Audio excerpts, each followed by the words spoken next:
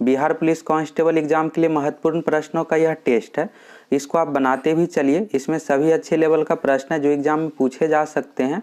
पहला क्वेश्चन है 2011 की जनगणना के अनुसार बिहार में शिशु लिंगानुपात कितना है। एग्जाम में बिहार से रिलेटेड भी क्वेश्चन पूछा जाता है। 2011 की जनगणना के अनुसार बिहार में लिंगानुपात जो है 918 है।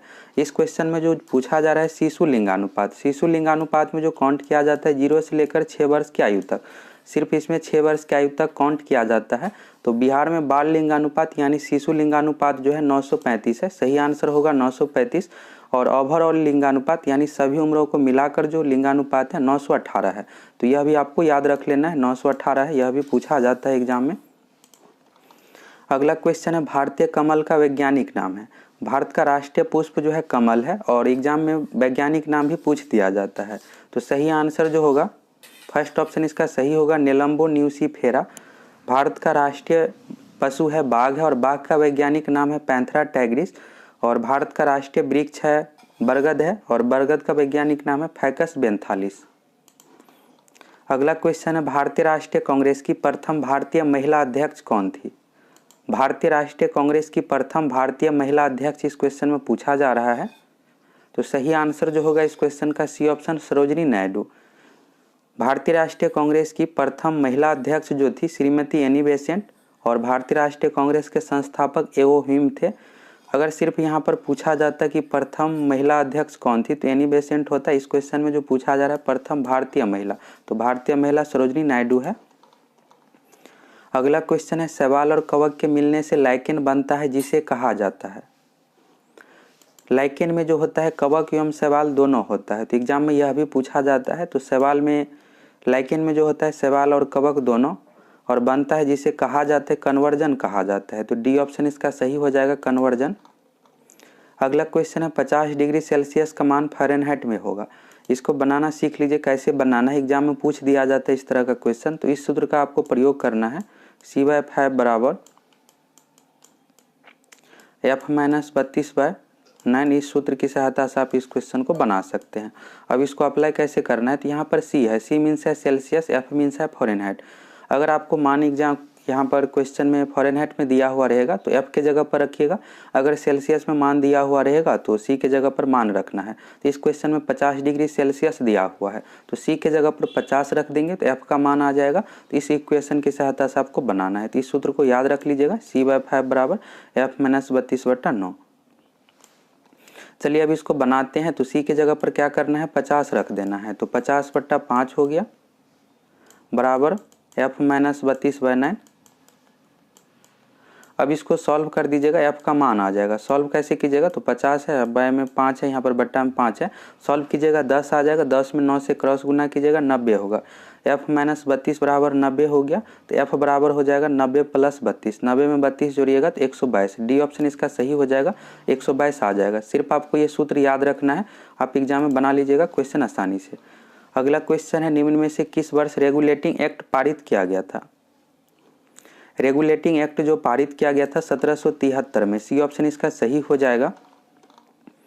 अगला क्वेश्चन है 2011 की जनगणना के अनुसार बिहार के किस जिला में सर्वोच्च लिंगानुपात दर्ज किया गया है। बिहार जीके से रिलेटेड इसी तरह का क्वेश्चन पूछा जाता है। ज़्यादातर क्वेश्चन बिहार की जनगणना से संबंधित ही पूछा जाता है, लेकिन 2 से 3 क्वेश्चन यहाँ से पूछा ही जाएगा। तो इसको अच्छे तरीके से क्लियर कर लीजिएगा। फर्स्ट क्वेश्चन भी बिहार से रिलेटेड ही था। 2011 की जनगणना के अनुसार पूछा जा रहा है सर्वोच्च लिंगानुपात किस जिला का है। तो सही आंसर होगा गोपालगंज।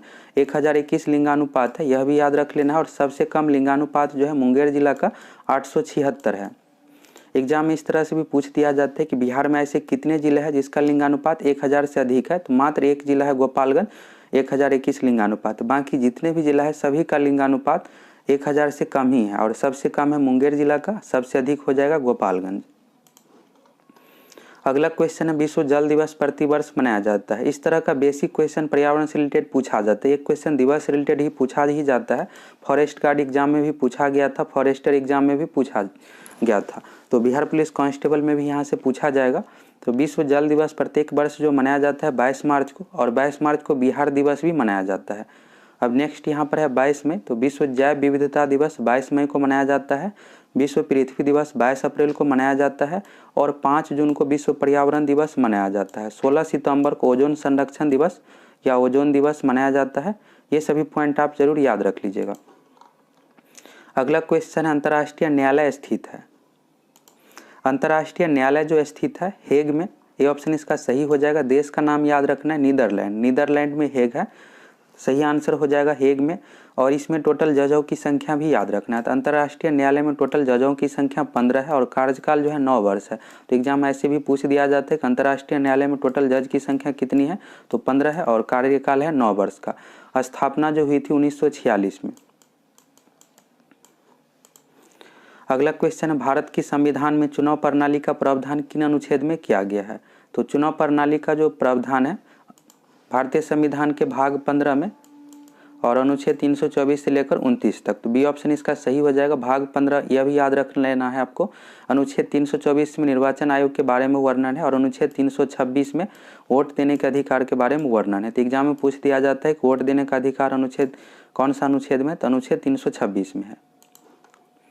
अगला क्वेश्चन है निम्न में से कौन सा एक रूपांतरित तना है। तो इस तरह का बेसिक क्वेश्चन बायोलॉजी से रिलेटेड पूछा जाता है।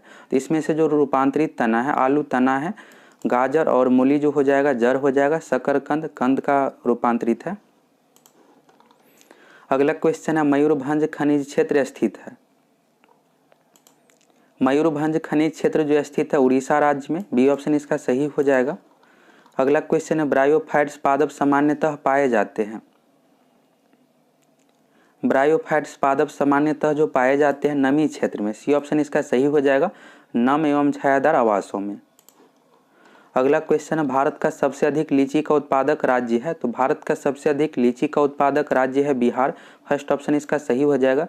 जूट उत्पादन में बिहार का स्थान दूसरा है और मखाना उत्पादन में बिहार का प्रथम स्थान है पूरे भारत में। तो याद रख लेना है मखाना में प्रथम स्थान है, लीची में प्रथम स्थान है और जूट उत्पादन में दूसरे स्थान पर है। पहला स्थान पर पश्चिम बंगाल राज्य है। तो यहाँ से क्वेश्चन पूछा जाता है। और जिला का नाम तो मुजफ्फरपुर जिला हो जाएगा, लीची उत्पादन में अग्रणी है। अगला क्वेश्चन है सोनार में प्रयुक्त तरंगे होती है। तो सोनार में जो तरंग का प्रयोग किया जाता है पराश्रव्य तरंग का, तो सही आंसर जो हो जाएगा प्राध्वनि, ये ऑप्शन इसका सही हो जाएगा। सोनार का प्रयोग करते हैं जल के अंदर देखने के लिए। अगला क्वेश्चन है भारत का राष्ट्रीय वृक्ष है। तो बेसिक क्वेश्चन बिल्कुल एग्जाम में पूछा ही जाता है। भारत का राष्ट्रीय जलीय जीव हो गया, राष्ट्रीय वृक्ष, राष्ट्रीय पक्षी, ये सभी एग्जाम में एक क्वेश्चन फिक्स है कि यहाँ से पूछा ही जाता है। तो भारत का राष्ट्रीय वृक्ष जो है बरगद है, बी ऑप्शन इसका सही हो जाएगा। और बिहार का राजकीय वृक्ष पीपल है, ये भी याद रख लीजिएगा। बिहार का राजकीय वृक्ष पीपल है और भारत का राष्ट्रीय वृक्ष बरगद है। भारत का राष्ट्रीय फल आम है। अगला क्वेश्चन है भारत में कुल राज्यों की संख्या है। इस बीच में अभी जो भी राज्य है और केंद्र शासित प्रदेश है तो इस बीच में चेंज किया गया, इस कारण से एग्जाम के लिए इंपॉर्टेंट हो गया यह क्वेश्चन। भारत में कुल राज्यों की संख्या जो है 28 है, फर्स्ट ऑप्शन इसका सही हो जाएगा। केंद्र शासित प्रदेश की संख्या टोटल 8 है, अब 9 नहीं केंद्र शासित प्रदेश 8 है। 26 जनवरी 2020 को दादरा नगर हवेली एवं दमन दीव केंद्र शासित प्रदेश को दोनों को विलय करके एक केंद्र शासित प्रदेश बना दिया गया है। तो अब दादरा नगर हवेली एवं दमन दीव एक केंद्र शासित प्रदेश है और राजधानी जो है दमन है। एग्जाम में ऐसे भी पूछा जा सकता है। दादरा नगर हवेली एवं दमन दीव की राजधानी है तो दमन है। टोटल केंद्र शासित प्रदेश की संख्या 8 है, राज्यों की संख्या 28 है। अगला क्वेश्चन है नई शिक्षा नीति को लागू करने वाला देश का पहला राज्य कौन सा है। 2020 में नई शिक्षा नीति लागू किया गया है। तो नई शिक्षा नीति लागू करने वाला देश का पहला राज्य जो है, इस क्वेश्चन का जो सही आंसर होगा हिमाचल प्रदेश, बी ऑप्शन इसका सही हो जाएगा। यहाँ से जो सबसे इम्पोर्टेंट क्वेश्चन है समिति का नाम आपसे पूछा जाएगा एग्जाम में। नई शिक्षा नीति लागू करने समिति से रिलेटेड तो कस्तूरी रंगन समिति है, समिति का नाम याद रख लीजिएगा कस्तूरी रंगन समिति। और शिक्षा का जो इसमें फॉर्मेट है 5+3+3+4 है। पहले जो शिक्षा का फॉर्मेट था 10+2 था, यानी 10th एग्जाम में बोर्ड होता था, इसके बाद 12वीं एग्जाम में आपको बोर्ड देना है। लेकिन अब जो है इस तरह से फॉर्मेट है 5+3, 5 तक फाउंडेशन क्लास है, इसके बाद 3 हो गया 8 और 8 के बाद पहले क्या होता था कि 10th में बोर्ड होता था, लेकिन अब ऐसा नहीं होगा। यहाँ पर 5+3 8 हुआ, 8 के बाद यहाँ पर 11 हो गया यानी 11वीं क्लास, इसके बाद यहाँ पर 4 साल का फॉर्मेट हो गया ग्रेजुएशन का। तो इस तरह से अब फॉर्मेट है नई शिक्षा नीति में। तो 5+3+3+4 ये शिक्षा का फॉर्मेट आपको याद रखना है। पहले 10+2 जो है यह खत्म अब हो जाएगा, तो हिमाचल प्रदेश इसका सही आंसर हो जाएगा। अगला क्वेश्चन है, भारत में किस वर्ष तक मलेरिया उन्मूलन का लक्ष्य रखा गया है? तो बिहार पुलिस कांस्टेबल एग्जाम में 3 से 4 करेंट अफेयर से रिलेटेड भी क्वेश्चन पूछ दिया जाता है। तो करेंट अफेयर से रिलेटेड जो क्वेश्चन पूछा जाएगा इसी तरह का क्वेश्चन पूछा जाएगा, बहुत ही हाईलाइट क्वेश्चन पूछा जाएगा। अब यहाँ पर जो भी पॉइंट बताएंगे सभी आपको याद रख लेना है, एग्जाम के लिए इंपॉर्टेंट है। तो इस क्वेश्चन में पूछा जा रहा है भारत में किस वर्ष तक मलेरिया उन्मूलन का लक्ष्य रखा गया है? तो मलेरिया उन्मूलन का जो लक्ष्य रखा गया है सही आंसर हो जाएगा 2030 तक। इसके बाद आपको याद रखना है टीबी का, तो टीबी उन्मूलन का लक्ष्य रखा गया, यानी टीबी खत्म करने का पूरे देश से 2025 तक का लक्ष्य रखा गया। 25 मीन्स इसको आप 2025 समझिएगा।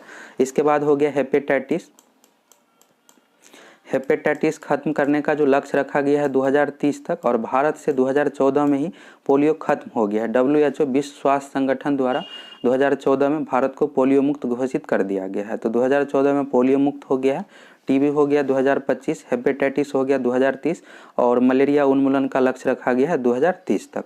तो सही आंसर हो जाएगा 2030। अगला क्वेश्चन है, वर्तमान समय में श्री रामनाथ कोविंद भारत के राष्ट्रपति है। एग्जाम में राष्ट्रपति, उपराष्ट्रपति, प्रधानमंत्री का सीरियल नंबर पूछ दिया जाता है। तो सही आंसर जो हो जाएगा 14वें राष्ट्रपति है, बी ऑप्शन इसका सही हो जाएगा। उपराष्ट्रपति का सीरियल नंबर है 13वां और प्रधानमंत्री का सीरियल नंबर है 15वां। अभी वर्तमान समय में उपराष्ट्रपति है एम वेंकैया नायडू, 13वें उपराष्ट्रपति है। अगला क्वेश्चन है, कांगेर घाटी वन्यजीव अभ्यारण्य भारत के किस राज्य में है? कांगेर घाटी वन्यजीव अभ्यारण्य भारत के छत्तीसगढ़ राज्य में है, सी ऑप्शन इसका सही हो जाएगा। अगला क्वेश्चन है, रक्त को थक्का जमाने में क्या मदद करता है? तो रक्त को थक्का जमाने में विटामिन का नाम भी याद रखना है, विटामिन के मदद करता है, लेकिन इस क्वेश्चन में पूछा जा रहा है इसमें से आपको बताना है। तो डी ऑप्शन इसका सही हो जाएगा, प्लेटलेट्स मदद करता है और थ्रोम्बोसाइट भी मदद करता है। तो ऑप्शन में इस तरह से भी दिया हुआ रहता है, तो थ्रोम्बोसाइट्स भी याद रख लीजिएगा। विटामिन के, विटामिन से अगर पूछा जाएगा क्वेश्चन तो विटामिन के होगा, थ्रोम्बोसाइट्स होगा और प्लेटलेट्स होगा, यह सभी रक्त के थक्का को जमाने में मदद करता है। अगला क्वेश्चन है, कालाजार किस कारण होता है? इस क्वेश्चन का जो सही आंसर होगा लिस्मिनिया प्रोटोजोआ के कारण से, बी ऑप्शन इसका सही हो जाएगा। अगला क्वेश्चन है, जरा दृष्टि दोष के उपचार में किस दर्पण का इस्तेमाल किया जाता है? तो जरा दृष्टि दोष के उपचार में जो प्रयोग किया जाता है बायोफोकल लेंस, इसमें उत्तल एवं अवतल दोनों लेंस लगा हुआ रहता है। तो डी ऑप्शन इसका सही हो जाएगा, बायोफोकल लेंस। अगला क्वेश्चन है, जिला न्यायाधीश की नियुक्ति की जाती है। इस क्वेश्चन में जिला न्यायाधीश पूछा गया है। जिला न्यायाधीश की नियुक्ति जो की जाती है राज्यपाल द्वारा, डी ऑप्शन इसका सही हो जाएगा। सर्वोच्च न्यायालय एवं उच्च न्यायालय की न्यायाधीश की नियुक्ति राष्ट्रपति द्वारा की जाती है। और इस क्वेश्चन में पूछा जा रहा है जिला न्यायाधीश, तो जिला न्यायाधीश की नियुक्ति राज्यपाल द्वारा की जाती है। अगला क्वेश्चन है, मेघा ट्रॉपिक्स उपग्रह संयुक्त अभियान है। इस क्वेश्चन का जो सही आंसर होगा, मेघा ट्रॉपिक्स जो संबंधित है मौसम से संबंधित है, फर्स्ट ऑप्शन इसका सही हो जाएगा, भारत और फ्रांस का। अगला क्वेश्चन है, ऊर्जा का ऐसा मात्रक है। कार्य एवं ऊर्जा का ऐसा मात्रक जो होता है जूल है, शक्ति का ऐसा मात्रक वाट है, बल का ऐसा यूनिट होता है न्यूटन, और विद्युत धारा का ऐसा मात्रक है एम्पियर। सही आंसर हो जाएगा जूल। अगला क्वेश्चन है, निम्न में से किसे लाल ग्रह कहा जाता है? तो इसमें से आपको बताना है किसे लाल ग्रह कहा जाता है। तो लाल ग्रह जो कहा जाता है मंगल को, बी ऑप्शन इसका सही हो जाएगा। बृहस्पति को पीला ग्रह कहा जाता है और पृथ्वी को नीला ग्रह कहा जाता है। अगला क्वेश्चन है, लोकपाल की स्थापना पहली बार कब की गई थी? इस क्वेश्चन का जो सही आंसर हो जाएगा, लोकपाल की पहली बार स्थापना स्वीडन में की गई थी 1809 में। ए ऑप्शन इसका सही हो जाएगा। देश का नाम भी याद रखना है, स्वीडन। और भारत में अभी वर्तमान समय में लोकपाल जो है पीसी घोष, पूरा नाम हुआ पिनाकी चंद्र घोष। अगला क्वेश्चन है, आग्नेय चट्टान का उदाहरण है। इस क्वेश्चन का जो सही आंसर हो जाएगा, आग्नेय चट्टान का जो उदाहरण है ग्रेनाइट, बेसाल्ट, यह सभी आग्नेय चट्टान का उदाहरण है। डी ऑप्शन इसका सही हो जाएगा, बेसाल्ट। अगला क्वेश्चन है, वह द्वीप जिस पर चार्ल्स डार्विन ने फिंचिस पर जैव विकास के संदर्भ में अध्ययन किया था। चार्ल्स डार्विन ने अध्ययन जो किया था, इस क्वेश्चन का जो सही आंसर होगा डी ऑप्शन, गैलपैगोस द्वीप। गैलापागोस द्वीप जो है प्रशांत महासागर में है और इस द्वीप पर बहुत अधिक जैव विविधता है, यानी विभिन्न प्रकार के जीव जंतु पाए जाते हैं। अगला क्वेश्चन है, निम्नलिखित में से कौन सा एक बिहार एवं उत्तर प्रदेश की संयुक्त परियोजना है। तो बिहार पुलिस कांस्टेबल एग्जाम में इस तरह से क्वेश्चन पूछ दिया गया था कि बिहार उत्तर प्रदेश एवं नेपाल की संयुक्त परियोजना है। तो इस क्वेश्चन का जो सही आंसर हो जाएगा गंडक परियोजना। गंडक परियोजना में बिहार, उत्तर प्रदेश एवं नेपाल शामिल है। अगला क्वेश्चन है, भारत में रेलवे तंत्र कब स्थापित किया गया था। तो ऐसा नहीं है एग्जाम में बेसिक क्वेश्चन नहीं पूछा जाता है। Bihar enforcement sub inspector exam में 6 दिसंबर 2020 को इस तरह से क्वेश्चन पूछ दिया गया था, भारत में रेलवे की शुरुआत कब हुई है। तो सही आंसर जो होगा 1853। इस क्वेश्चन में पूछा जा रहा है भारत में रेलवे तंत्र कब स्थापित किया गया था, तो 1853 हो जाएगा। गवर्नर जनरल का नाम याद रखना है, लॉर्ड डलहौजी के शासनकाल में रेलवे की शुरुआत की गई थी। पहली बार जो रेल चली है मुंबई से थाने के बीच 34 किलोमीटर, जगह का नाम भी याद रखना है, इस तरह से पूछ दिया जाता है कहाँ से कहाँ के बीच चली है। तो मुंबई से थाने के बीच 34 किलोमीटर रेल चली थी पहली बार। 1853 इस क्वेश्चन का सही आंसर हो जाएगा। अगला क्वेश्चन है, पानीपत की दूसरी लड़ाई कब लड़ी गई थी। पानीपत का 3 युद्ध हुआ है और तीनों आपको याद रखना है। तो पानीपत का प्रथम युद्ध जो हुआ था बाबर एवं इब्राहिम लोदी के बीच, बाबर एवं इब्राहिम लोदी के बीच 1526 में पानीपत का प्रथम युद्ध हुआ था और इसमें जो जीत हुई थी बाबर की। इसके बाद मुगल वंश का शासन भारत में शुरू हुआ। तो एग्जाम में ऐसे पूछ लिया जाता है कि मुगल वंश का शासन भारत में कब शुरू हुआ है। तो 1526 में, इसी युद्ध में बाबर की जीत के बाद। इसके बाद दूसरा युद्ध हुआ है 30 साल बाद। सीधा इसमें आप 30 जोड़ दीजिएगा अगर याद नहीं रहता है। 1556 में पानीपत का तीसरा युद्ध हुआ है अकबर एवं हेमू के बीच, जिसमें जीत जो हुई है अकबर की। और तीसरा युद्ध हुआ है 1761 में अहमद शाह अब्दाली एवं मराठों के बीच। अहमद शाह अब्दाली अफगान शासक था और मराठों के बीच हुआ है, जिसमें युद्ध में जीत जो हुई है अहमद शाह अब्दाली की। तो सही आंसर होगा, इस क्वेश्चन में पूछा जा रहा है दूसरा युद्ध कब हुआ है। तो इस क्वेश्चन का सही आंसर हो जाएगा 1556। अगला क्वेश्चन है, निम्नलिखित में से कौन सा कथन सही नहीं है। इसमें कौन सा गलत है आपको बताना है। तो फर्स्ट कथन है, भारतीय संविधान में कुल अनुच्छेदों की संख्या 395 है। तो यहाँ पर मूल संविधान में टोटल अनुच्छेद की संख्या जो है 395 है, तो सही है। इसके बाद है, वित्त आयोग का गठन भारतीय संविधान के अनुच्छेद 280 के अंतर्गत किया जाता है। तो यह भी सही है। और यह भी याद रख लेना है, वित्त आयोग का गठन जो किया जाता है अनुच्छेद 280 के अंतर्गत राष्ट्रपति द्वारा। इसके बाद है, मैडम कामा भारतीय राष्ट्रीय कांग्रेस की प्रथम महिला अध्यक्ष थी। तो यह गलत दिया हुआ है, इससे पहले भी क्वेश्चन आया हुआ था। भारतीय राष्ट्रीय कांग्रेस की प्रथम महिला अध्यक्ष जो थी एनी बेसेंट, और भारतीय राष्ट्रीय कांग्रेस की प्रथम भारतीय महिला अध्यक्ष सरोजिनी नायडू थी। इसमें दिया हुआ मैडम भिखाजी कामा, तो गलत हो जाएगा। इसके बाद है, politics in India Rajni Kothari के पथ प्रदर्शक शोध अध्ययन है। तो सही है, सी ऑप्शन गलत दिया हुआ है। अगला क्वेश्चन है, भारत का उपराष्ट्रपति। यहाँ पर 4 कथन दिया हुआ है, नीचे कूट दिया हुआ, इसमें से आपको बताना है। तो देख लीजिए, फर्स्ट यहाँ पर है, भारत का उपराष्ट्रपति भारत का द्वितीय उच्चतम प्रतिष्ठित पदाधिकारी है। तो सही है। यहाँ पर पावर के रूप में अगर देखिएगा तो प्रथम स्थान पर होता है राष्ट्रपति, दूसरे स्थान पर होता है उपराष्ट्रपति। तो यह सही है। इसके बाद है, भारत के उपराष्ट्रपति के पास अपने पद से जुड़ा कोई औपचारिक कार्य नहीं है। तो यह भी सही है। इसके बाद है, राष्ट्रपति की अनुपस्थिति में उसके कार्य करता है। यह भी सही है। इसके बाद है, राष्ट्रपति के रूप में कार्य करता है यदि राष्ट्रपति त्यागपत्र देता है या पदच्युत यानी पद से हटाया जाता है, तो उसकी मृत्यु हो जाती है, उस कंडीशन में कार्य करता है। तो यह भी सही है। 2 नंबर पॉइंट को लेकर आपको डाउट होगा। तो भारत के उपराष्ट्रपति के पद से जुड़ा कोई औपचारिक कार्य नहीं है, यह सही है। भारत का उपराष्ट्रपति जो होता है राज्यसभा यानी उच्च सदन का सभापति होता है और अपने पद से रिलेटेड कोई औपचारिक कार्य नहीं होता है। तो सभी इसमें सही ही दिया हुआ है, डी ऑप्शन इसका सही हो जाएगा। सभी 1 2 3 4 कथन सही है। अगला क्वेश्चन है, प्रकाश की गति निर्भर करती है। प्रकाश की गति जो निर्भर करती है अपवर्तनांक पर, और अपवर्तनांक डिपेंड करता है घनत्व पर, डेंसिटी पर।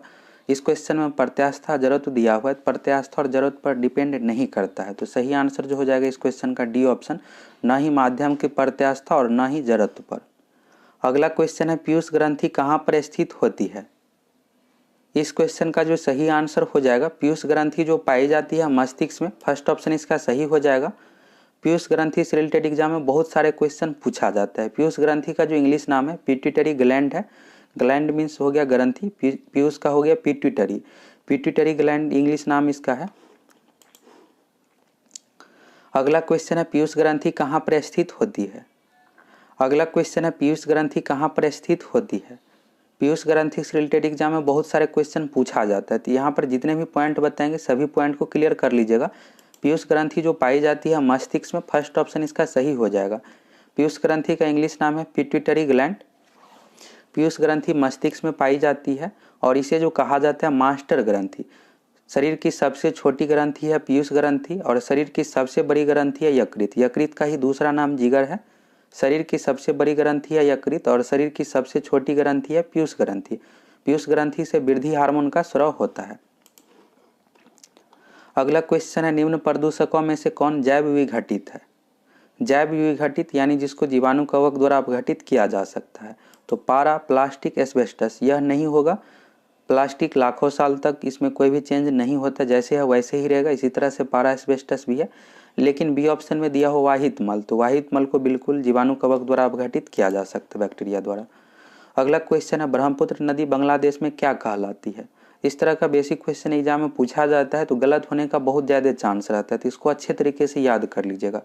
ब्रह्मपुत्र नदी को बांग्लादेश में जो कहा जाता है, सही आंसर हो जाएगा जमुना, और गंगा नदी को बांग्लादेश में पद्मा कहा जाता है। अगला क्वेश्चन है सुमात्रा द्वीप अवस्थित है। सुमात्रा द्वीप जो अवस्थित है हिंद महासागर में, और देश का नाम पूछा जाएगा तो इंडोनेशिया। फर्स्ट ऑप्शन इसका सही हो जाएगा, हिंद महासागर।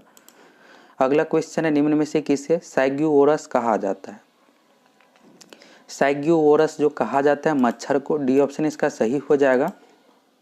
अगला क्वेश्चन है माधव राष्ट्रीय उद्यान कहाँ स्थित है। माधव राष्ट्रीय उद्यान जो स्थित है मध्य प्रदेश राज्य में, सी ऑप्शन इसका सही हो जाएगा। इससे पहले कांगेर घाटी था वन्यजीव अभ्यारण्य, तो कांगेर घाटी राष्ट्रीय उद्यान छत्तीसगढ़ राज्य में है और माधव राष्ट्रीय उद्यान मध्य प्रदेश राज्य में है। अगला क्वेश्चन है सर्वोच्च न्यायालय की न्यायिक पूर्वालोकन की शक्ति किस अनुच्छेद के अंतर्गत आती है।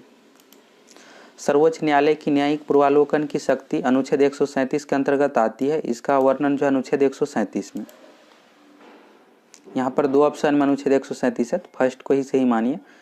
अगला क्वेश्चन है निम्नलिखित में से किसने 1857 की क्रांति को राष्ट्रीय क्रांति नेशनल रिवोल्ट घोषित किया। 1857 की क्रांति को राष्ट्रीय क्रांति जो घोषित किया था बेंजामिन डिसराली। फर्स्ट ऑप्शन इसका सही हो जाएगा। अगला क्वेश्चन है मुद्रा योजना के अंतर्गत तरुण ऋण की राशि है। मुद्रा योजना से रिलेटेड एग्जाम में क्वेश्चन पूछा जाता है। भारत सरकार की जितने भी योजनाएं हैं उसको जरूर आप अच्छे तरीके से क्लियर कर लीजिए, एग्जाम में क्वेश्चन पूछा जाता है। अभी आप देखे होंगे फॉरेस्ट गार्ड, फॉरेस्टर एग्जाम में एक एक क्वेश्चन योजना से रिलेटेड पूछा गया था। मुद्रा योजना के अंतर्गत तरुण ऋण की राशि जो है, इस क्वेश्चन का जो सही आंसर होगा आप सीरियल से देख लीजिए। मुद्रा योजना का सबसे पहले तो फुल फॉर्म आपको याद रखना है, एग्जाम में फुल फॉर्म ही पूछ दिया जाता है, तो MUDRA इस तरह से हुआ। और इसका जो फुल फॉर्म है micro units development refinance agency है। मुद्रा योजना जो लॉन्च किया गया था 8 अप्रैल 2015 को, तो जितने पुराने योजना है पूछ दिया जाता है कि कब लॉन्च किया गया था, तो डेट तो नहीं पूछा जाएगा लेकिन वर्ष पूछ दिया जाता है। तो 2015 में लॉन्च किया गया था और इसके अंतर्गत 3 तरह की ऋण राशि दी जाती है। पहला शिशु ऋण है, शिशु ऋण के अंतर्गत 50,000 तक की राशि दी जाती है। दूसरा है किशोर के अंतर्गत 50,000 से लेकर 5 लाख तक की लोन दी जाती है। और तीसरा है तरुण यानी वयस्क, तो इसमें जो दी जाती है 5 लाख से लेकर 10 लाख तक। तो सी ऑप्शन इसका सही हो जाएगा। मुद्रा योजना में अधिकतम 10 लाख तक की राशि लोन के रूप में दी जाती है। तो इस तरह से भी पूछ दिया जाएगा कि अधिकतम कितनी राशि दी जाती है, तो 10 लाख तक। शिशु में हो गया 50,000 तक, किशोर में हो गया 50,000 से 5 लाख तक, और तरुण में हो गया 5 लाख से 10 लाख तक। तो सी ऑप्शन इसका सही हो जाएगा। 3 तरह की ऋण राशि दी जाती है। अगला क्वेश्चन है 2020 में होप मिशन टू मार्स किस देश के द्वारा प्रक्षेपित किया गया। 2020 में होप मिशन टू मार्स यह जो प्रक्षेपित किया गया है संयुक्त अरब अमीरात देश द्वारा। शॉर्ट नेम इसका है UAE, पूरा नाम होता है यूनाइटेड अरब अमीरात, संयुक्त अरब अमीरात। अगला क्वेश्चन है सूर्य सहित सभी तारों में ऊर्जा का स्रोत है। तो सूर्य सहित सभी तारों में जो ऊर्जा का स्रोत होता है नाभिकीय संलयन। फर्स्ट ऑप्शन इसका सही हो जाएगा। अगला क्वेश्चन है जिप्सम का रासायनिक सूत्र है। जिप्सम का जो रासायनिक सूत्र है CSO4 × 2H2O। फर्स्ट ऑप्शन इसका सही हो जाएगा। सेकेंड में जो दिया हुआ है CSO4 × ½ H2O 1/2H2O, यह जो है प्लास्टर ऑफ पेरिस का सूत्र है। अगला क्वेश्चन है निम्नलिखित में से कौन से 3R पर्यावरण रक्षा से जुड़े हैं। तो 3R जो पर्यावरण से रिलेटेड है और इसमें 3R का मीन्स जो होता है reduce, reuse, recycle. C option इसका सही हो जाएगा, रिड्यूस, रीयूज, रिसाइकल। 50 में से आप कितना सही क्वेश्चन बनाए हैं आप सभी कमेंट करके ज़रूर बताइएगा। और आप लोगों को वीडियो कैसा लगा कमेंट करके बताइएगा। अगर आप चैनल पर नए हैं तो चैनल को सब्सक्राइब करके ज़रूर जुड़ जाइए।